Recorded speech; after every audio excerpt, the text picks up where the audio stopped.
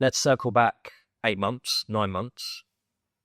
Obviously, coming towards the end of tenure at Bracknell Town. What was the reason behind the end of the tenure, and the reason to pull away from being so visible from a football perspective? Well, it wasn't an easy decision, but a decision we made. For people close to me, they'll know that I was unwell in about 4 years ago, had sepsis, really poorly. And I struggled when I got back from that. I was struggling to juggle everything I had before me. But I managed to get back on my A game.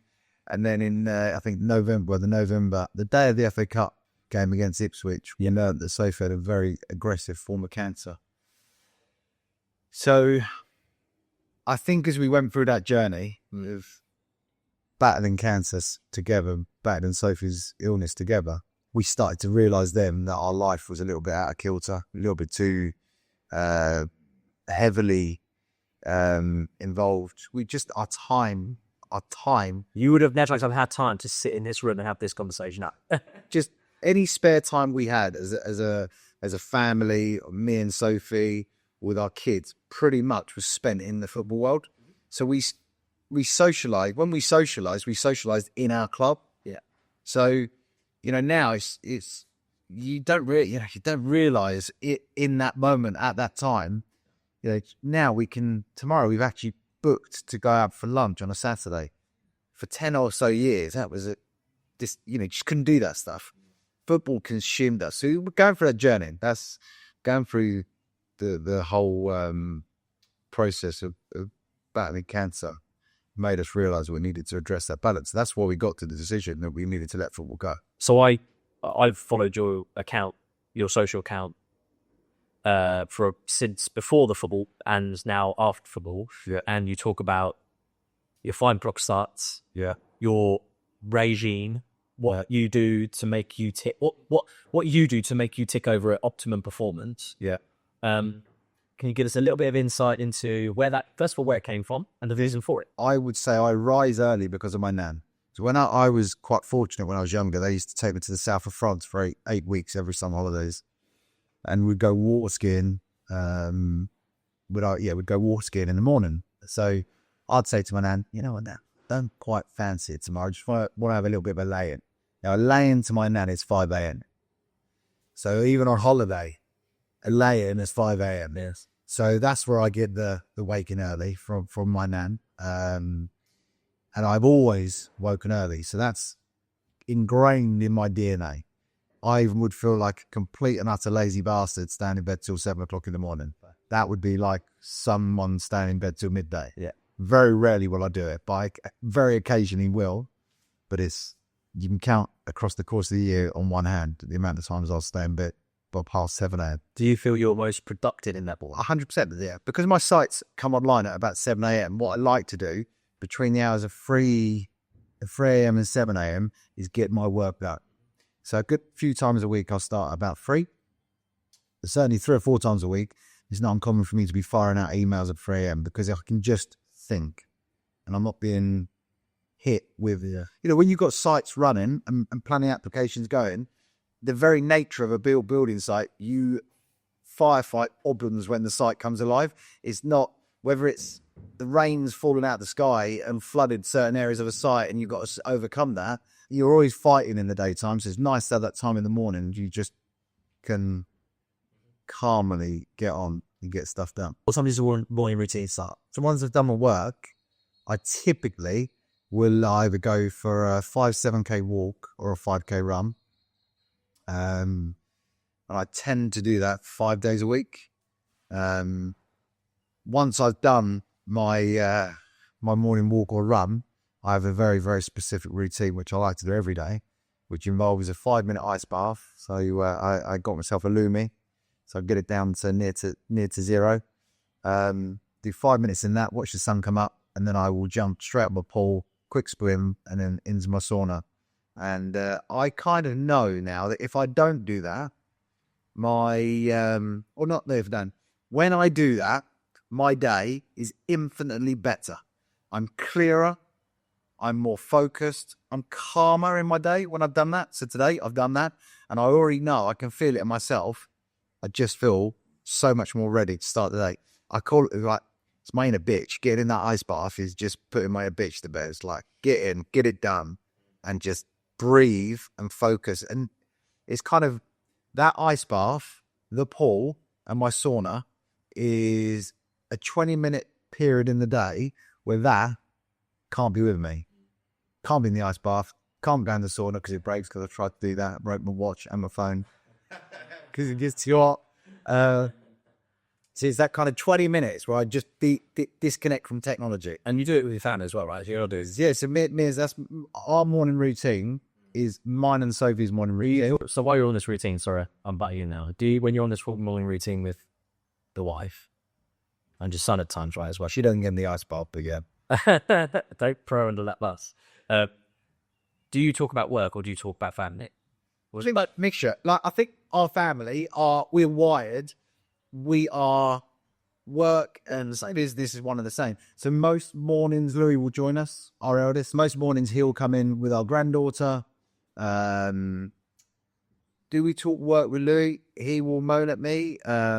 He might moan at me about last night's result for Bracknell, or He still loves it. still absolutely idolizes Bracknell Town Football Club.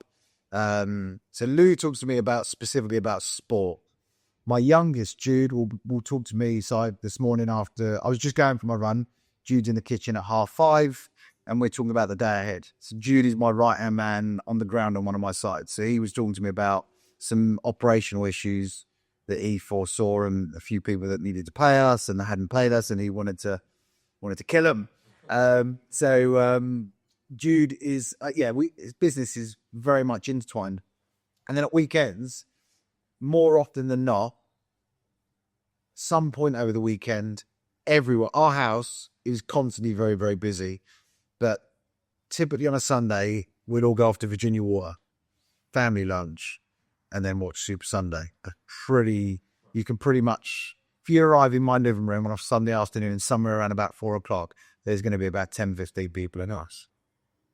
Success from a business standpoint is always amazing, but I actually feel that there should be an importance placed on you as an individual and everyone as an individual, not just. I say this all the time. I have to be right for everything else to be right. Yeah. So that's important thing number one. So when I nearly passed away four or so years ago with sepsis, and I came within touching distance, like I was there in the high dependency unit at Frimley Park for 4 days, wrestling to stay on planet Earth. 10 days in intensive care at St. Peter's. I come closer than you ever want to come to death. I was touching it. And my surgeon said I had some complications after that, lost my gallbladder, had the pancreas that doesn't work particularly well. My surgeon said to me at the time, you won't drink again. Now, foolishly, so up until that point, I had a really good relationship with alcohol. I'd drink like normal people, get drunk, have a hangover, get back on the things. Sadly, after having sepsis and the complications, I no longer can metabolize alcohol. So when I was told you won't, my nature, I'll show you. So I went on a bit of an adventure that year for the 6 or 7 months after that to prove him that I would be the exception to the rule. Silly. So and I failed miserably. So I finally accepted that I couldn't drink, wouldn't be able to drink, and I quit for just under a year, like a few days under a year. And then I kind of relapsed into it, went out for a lunch, had a glass of wine, and relapsed. I kind of then toyed with drinking for about 5 or 6 more months, and I then had conceded again that he was right. It just causing me pain in my pancreas, and I was having to take medication to my pancreas to balance that out. And I just kind of got to a point where I said, this is a little bit crazy. How does someone stop drinking when you're hardwired? We have a death, we have a drink. We have a birth, we have a drink. We get a new job, we have a drink. We finish work and the sun's up, we go to a beer garden and have a drink. We are hardwired from the minute we come out of the womb to celebrate with a drink. Yeah. Right. So how do you? And I had a bar. Yeah. So, for the last 10 years, I had a bar, and when you go into your kitchen, there's drink. How do you decode, unwire that hardwiring of the brain? So I walked into AA. Now, I didn't go into AA thinking I was an alcoholic, because actually, there's a saying, and I won't go into it, but there's a saying in the big book. I just accepted that I wanted to stop drinking. Yeah. And I accepted that I needed to speak to like-minded people that had stopped drinking and ask them how they stopped drinking and how they dealt with scenarios. So you look for a solution. But yeah, you look for a solution. So I started going away out. And 8 months on that journey, I still go to AA, and I've met some incredibly interesting people from all walks of life. And I think with it, one of the things I learned in there is don't look into the future. So I would always say, I'm never drinking again. I'm not drinking this year. I'm not drinking this month. And the one thing I've learned with all the people I speak to, don't look beyond the day you're in. Today, I won't drink. When you put your head on your pillow tonight, don't drink. Yeah. That's all. So I work in days now. From a drinking front, I will not drink today. I've got a lunch meeting today in a pub. I know I won't drink. Yeah. And I know that because I prepare my mind for all the scenarios. When I get into them situations, I've prepared. I have a plan. And that's what I learned by going to AA. So was I what would you refer to as a brown bag alcoholic? No. I didn't wake up in the morning wanting to have a drink. But my surgery meant I couldn't handle my drink. So I went and found some tools to help me deal with stopping drinking. And it's probably the single toughest thing I've done in life. To give that up is really challenging. Really challenging. Like you say, the occasion piece is really hard, like Christmas, New Year's. Yeah. Like you say, the birth of your granddaughter. And all that. Yes, they all the moment though. What have you replaced it with? And it doesn't necessarily need to be a replacement. But what? Ice baths. Yeah, ice baths. Ice baths for wellness and looking after myself. And actually, I'm turning 46 this month. Not getting any younger. No. I'm at the point in life where you absolutely are on the second, the second half of the book. And you get to this point and you start to, you hear of people in our age group that start to have issues. I know someone locally, very, very successful guy that sadly passed just over a year ago, that was not directly in my circle, but people in my circle, he was in their circle. And you look at that and he died of a heart attack, and you think, you can work incredibly hard and lose and forget to live. Yeah. And living's really important. And what I found is I ain't got time for hangovers. I want to live. Those that are interested in you or what you're up to and the development piece, give me an overarching view of the entire amount of projects that you've got going on. Yeah. And maybe, just touch on, the top levels. So I sit on the board of the sports group. So I chair the board of the sports group. Day to day, I lead my development group. My development group is currently developing 4 new builds. It's finishing a restoration. It's just about to start work on a sporting pavilion in the centre of Bracknell. It's developing and building 3 cricket pitches, an indoor centre. It's in planning for 294 apartments on a project. It is just about to redevelop a council-led sports facility in the centre of Bracknell, a cricket pitch. I also advise the committee of Bracknell Cricket Club. So my day-to-day life is varied and busy. It's varied but very specific. You have no room for a hangover. No, I physically can't. And I can't perform at an optimum. You can't perform with a headache or a fat head because you succumb to your temptation to drink on Sunday afternoon. I can't start the week with a hangover. you can't perform at your optimum. You know, whether you're a professional athlete or I consider myself a professional businessman that must be on my A game. Because if I'm not on my A game, you look across this site today, just this one site I'm sat in today, there's about 15 to 20 people out there that depend upon me to be on my A game. You know, and you take that when you run a company of my size, we're not the biggest. So I know all of my key partners, my staff, my contractors, my stakeholders. I know them all, and I know they rely upon me to be on my A game.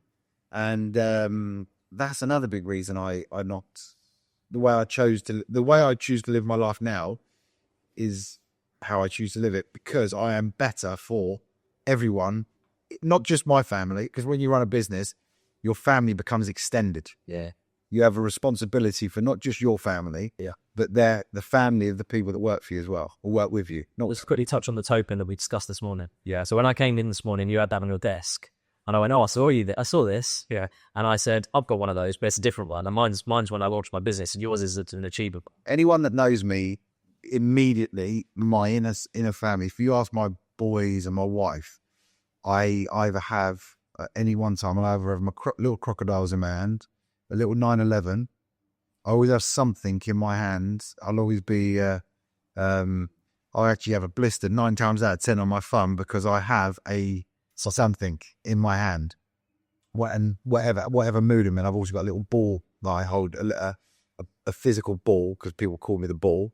But this week, if my 8 months no drink. Nice. So, you know, it's just a coin. I know, but it's not just a coin, is it? That's a coin. It's the symbolic reason behind it, which I'm like, because we discussed this morning, like, it doesn't have to be an expensive watch. It doesn't have to be a... I've gone through them periods and expensive watches mean nothing to me. That means more to me than any expensive watch. But I was given this. It was my first... I went to a group for the first time. Not all groups are different.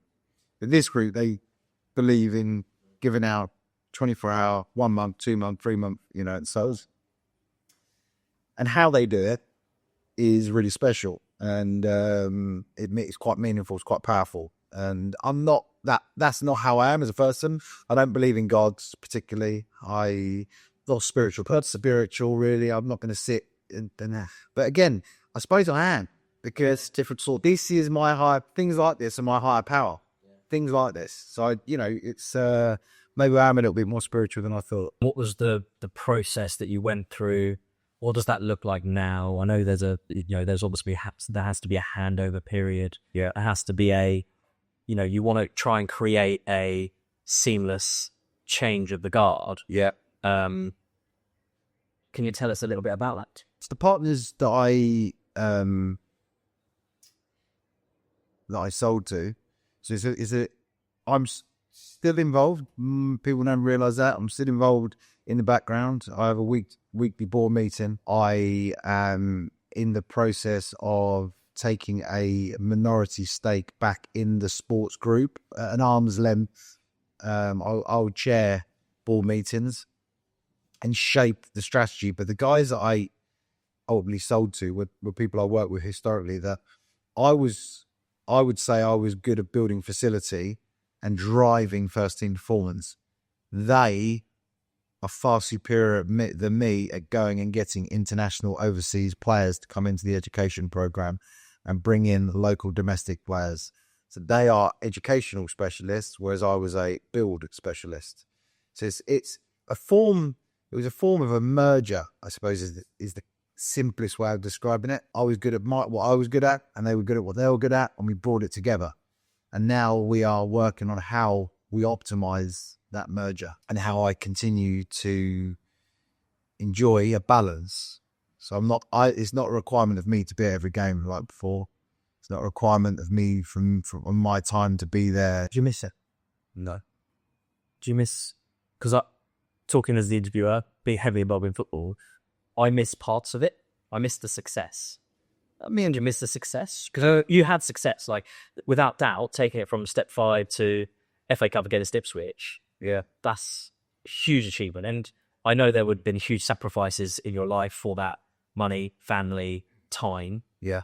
But do you miss the FA Cup?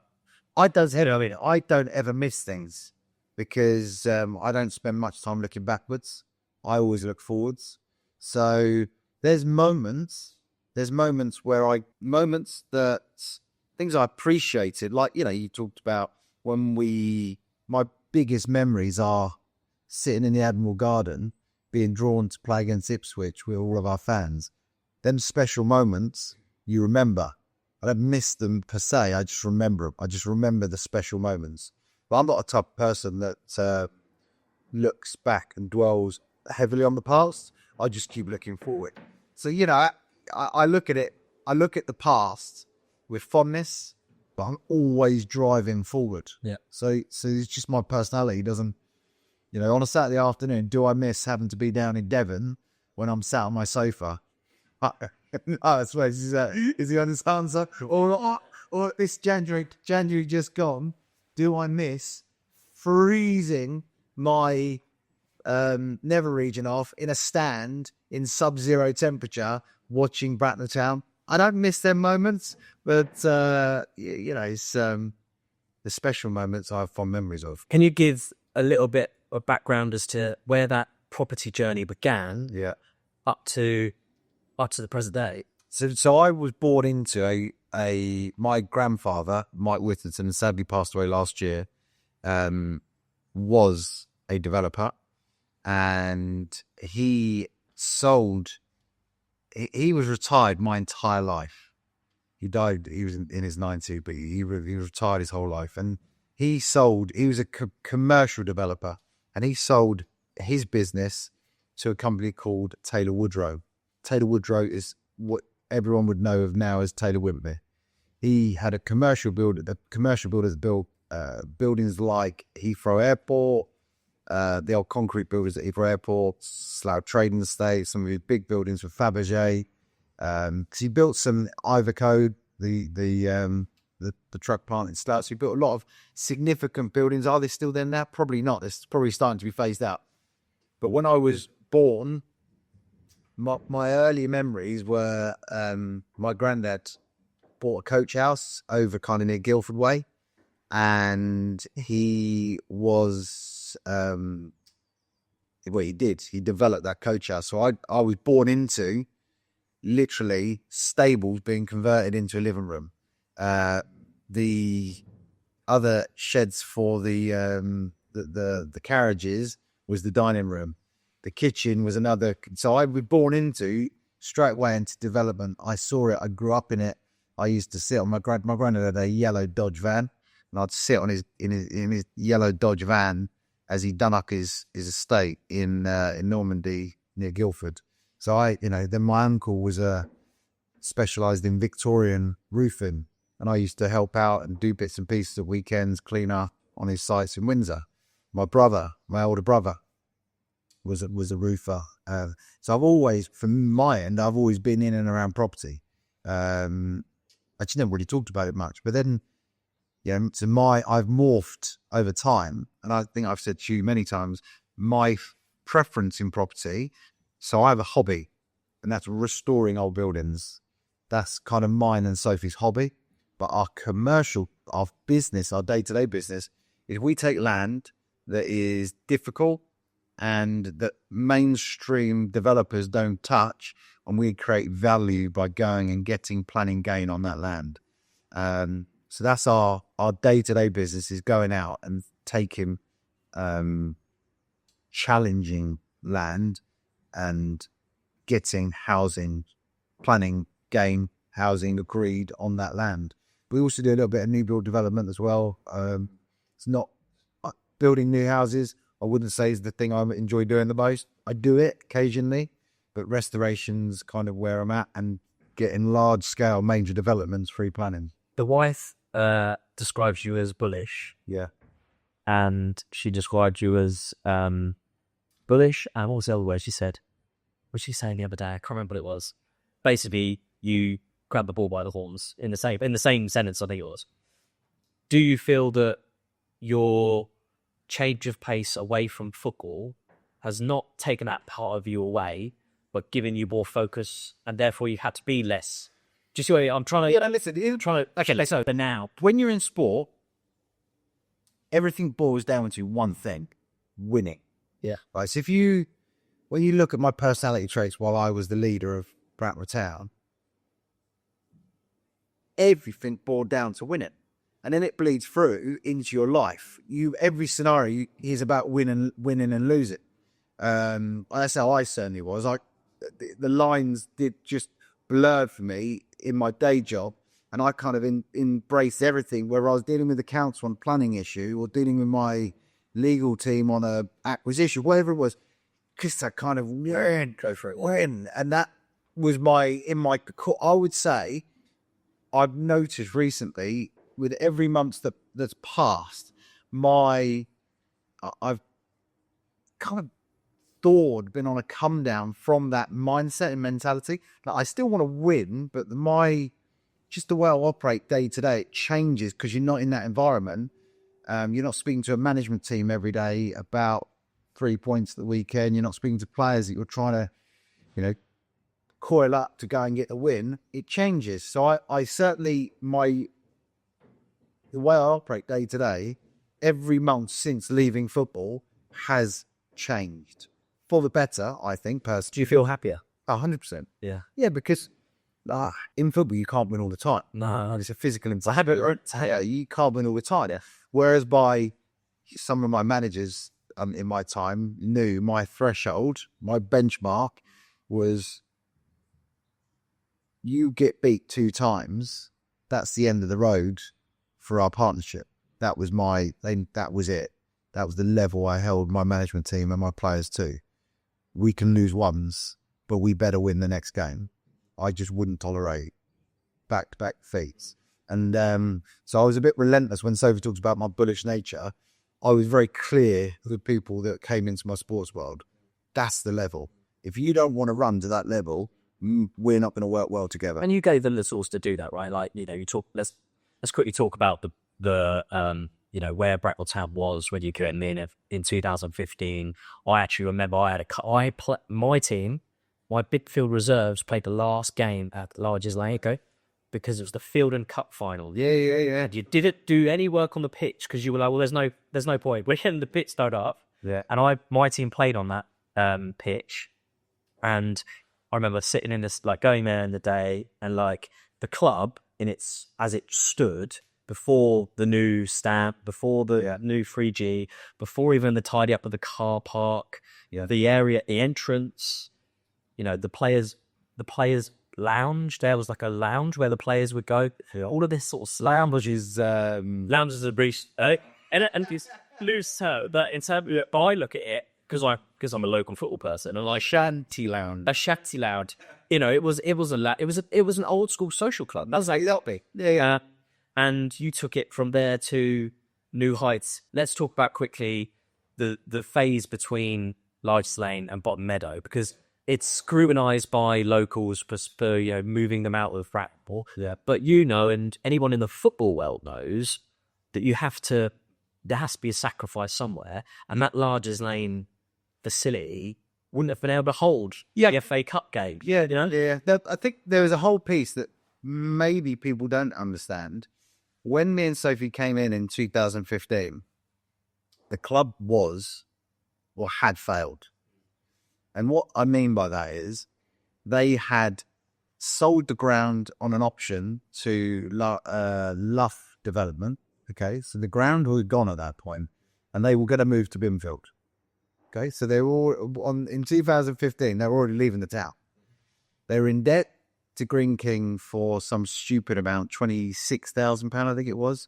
They were in debt to HM Revenue and Customs, and in real terms, they were insolvent. They were done, absolutely done. And that's, it was sad because it had been a big part of my wife's life, the Bradleys and the McClurgs, and they'd run it as a really good social club, a bustling social club. But sadly, with the smoking ban and places like Weatherspoons offering a breakfast for £5 and a pint, you just couldn't compete, or they couldn't compete.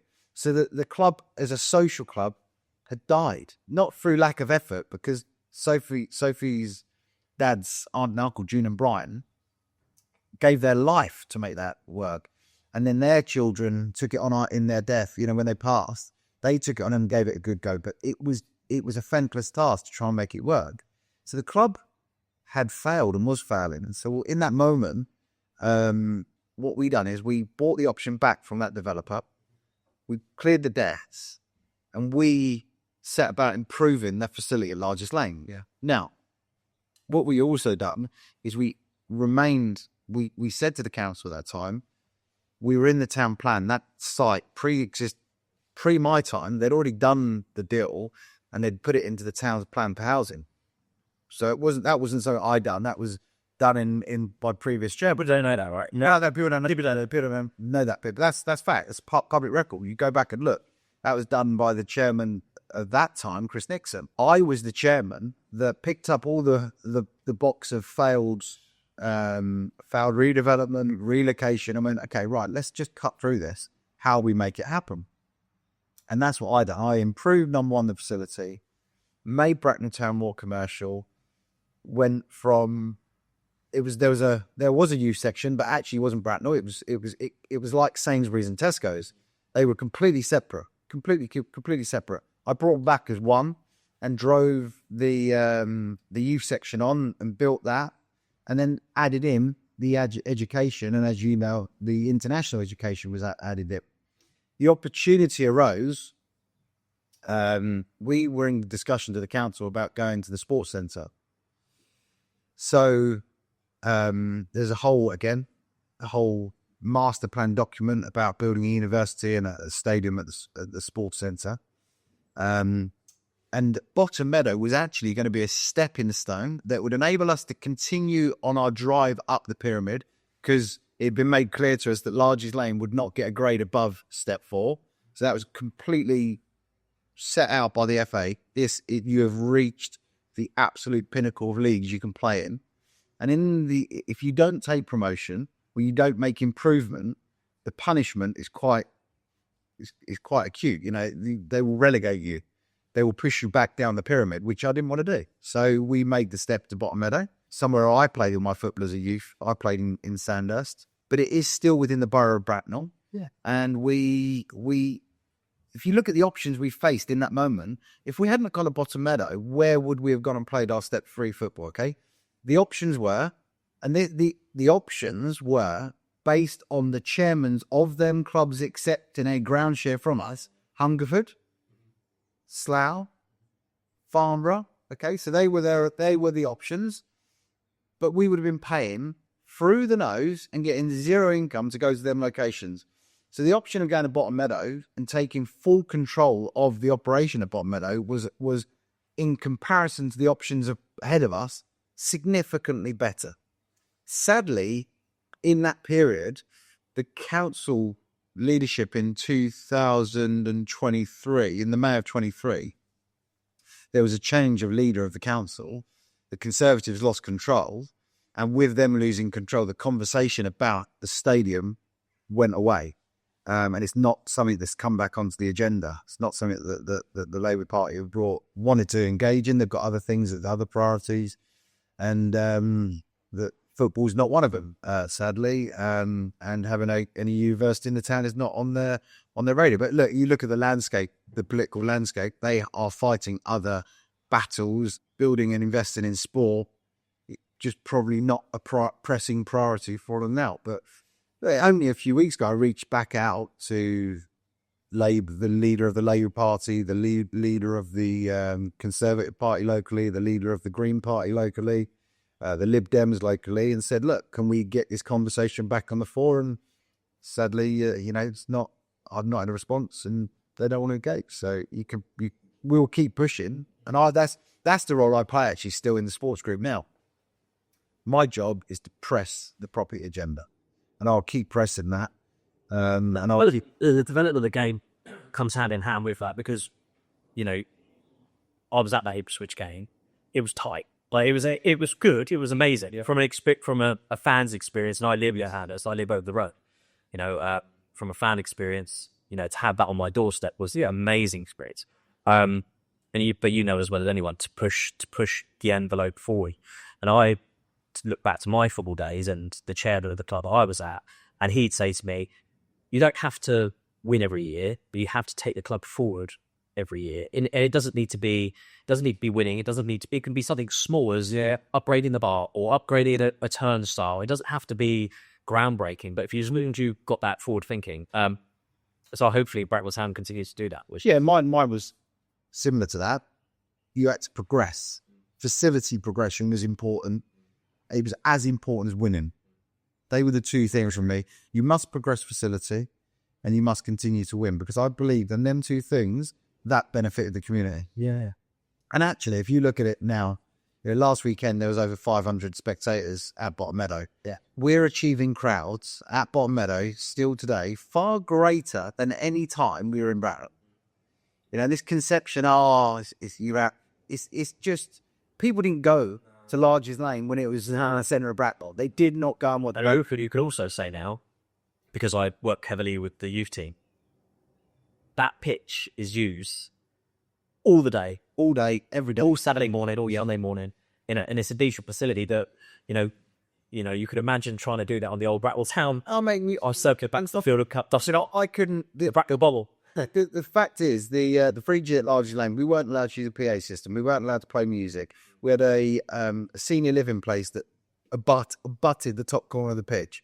We were constantly under environmental health, constantly on us about noise and disturbance because of the proximity of houses around that ground.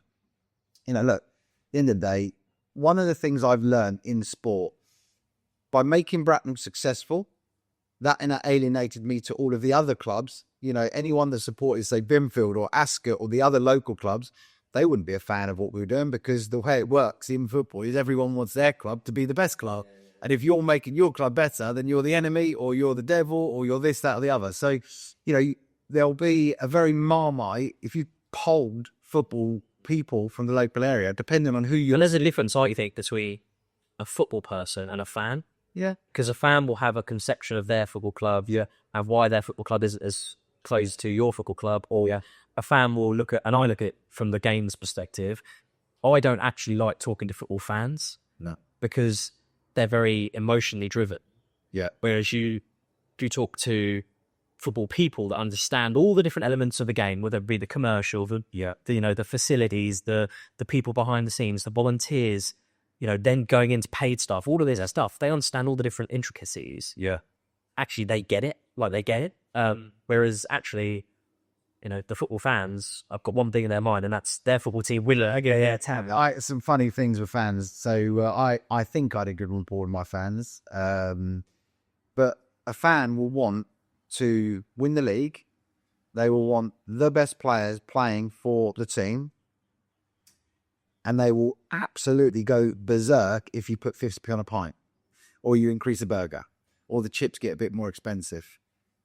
That's the battle with fans. You have to expect and demand absolute performance and success. Yeah, but also nailed on value for money when they're in the bar or in the food bit or coming to pay for their tickets. It was always a funny tussle. I'd always chuckle to myself about that kind of dynamic with a fan and what they want and what they expect and who they expect to pay for it. It'd be nice for you to introduce it.